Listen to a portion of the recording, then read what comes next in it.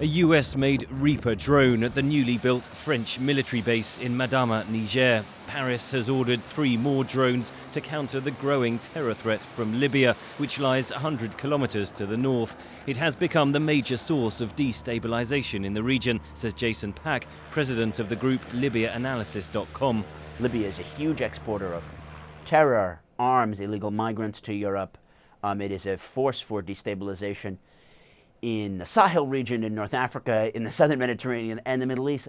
Libya's internationally recognized government is based in the eastern city of Tobruk after it was forced out of the capital in August. A rival administration supported by Islamist fighters now controls Tripoli and the port city of Misrata. At an emergency meeting of the Arab League Monday, the Tobruk government appealed for military help. Today, I officially request the Arab League to intervene to protect vital institutions in whole Libya and to prevent those terrorist groups from using violence in Libya.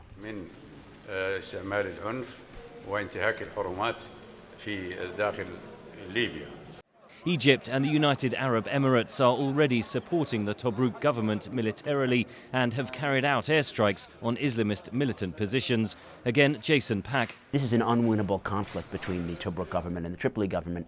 Fueling in more arms on one side or another is going to drive the country more towards chaos.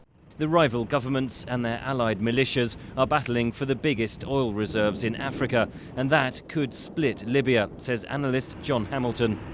I think that the threat of an actual partition of Libya is greater than it's ever been. The split of Libya will not necessarily come from a battle on some dividing line in the middle of the desert. It's going to come through a conflict over control of these incredibly valuable resources. The United Nations has been trying to broker talks, but they were postponed again this week. There are no bargaining chips to bring the rivals to the negotiating table, says Jason Pack. It's difficult to mediate a solution when both sides think that they can win the conflict militarily, and that's why we've seen an escalation. Security services are concerned about the growing influence of the terror group Islamic State in Libya. ISIS, as it is also known, has sent a senior commander to Libya to forge alliances with Islamist militias. 3.5 years after the ouster of Muammar Gaddafi, analysts say the loose coalition of rebels that spearheaded the revolution has now completely splintered, and the rival militias are threatening the very future of Libya. Henry Ridgwell for VOA News, London.